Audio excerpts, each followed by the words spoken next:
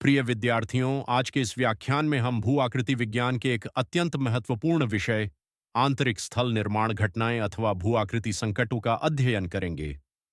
भू आकृति विज्ञान वह शाखा है जिसमें पृथ्वी की सतह के स्वरूप, उनके विकास तथा उन्हें प्रभावित करने वाली शक्तियों का वैज्ञानिक अध्ययन किया जाता है।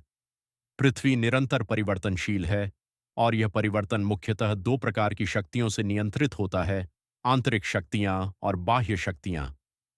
आज हम विशेष रूप से पृथ्वी की आंतरिक शक्तियों द्वारा उत्पन्न चार प्रमुख घटनाओं पर चर्चा करेंगे: भूकंप, ज्वालामुखी, भूस्खलन तथा हिमस्खलन। सबसे पहले भूकंप।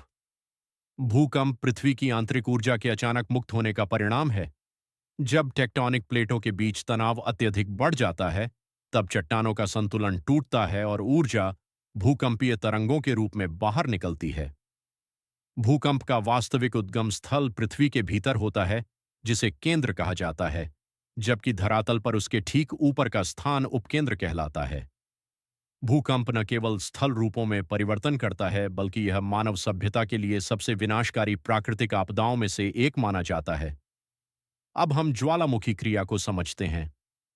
पृथ्वी के अधस्थ भाग में उपस्थित उच्च ताप एवं दाब के कारण मैग्मा ऊपर उठता है, और जब यह पृथ्वी की सतह को भेद कर बाहर निकलता है तो ज्वालामुखी का निर्माण होता है।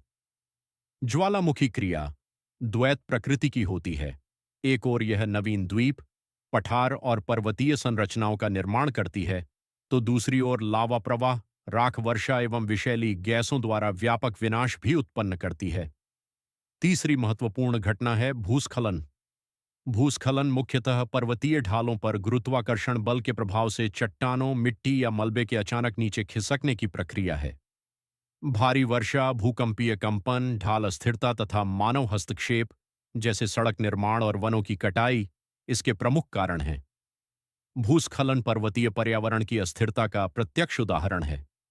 अब चर्चा करते हैं हिमस्खलन की। हिमालय जैसे उच्च पर्वतीय क्षेत्रों में जब भारी हिमराशि संतुलन खो देती है और तीव्र गति से नीचे गिरती है, तब उसे हिमस्खलन कहा जाता है। तापमान परिवर्तन, अत्यधिक हिम संचयन और कंपन इसकी प्रमुख उत्प्रेरक स्थितियां हैं।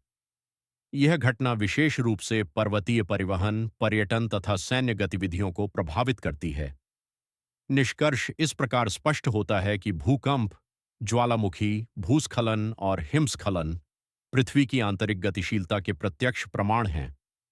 ये प्रक्रियाएं जहां नई स्थलाकृतियों का निर्माण करती हैं, वहीं दूसरी ओर प्राकृतिक आपदाओं के रूप में भू आकृति संकट भी उत्पन्न करती है।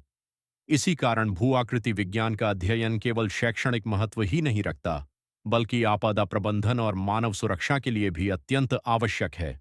धन्यवाद।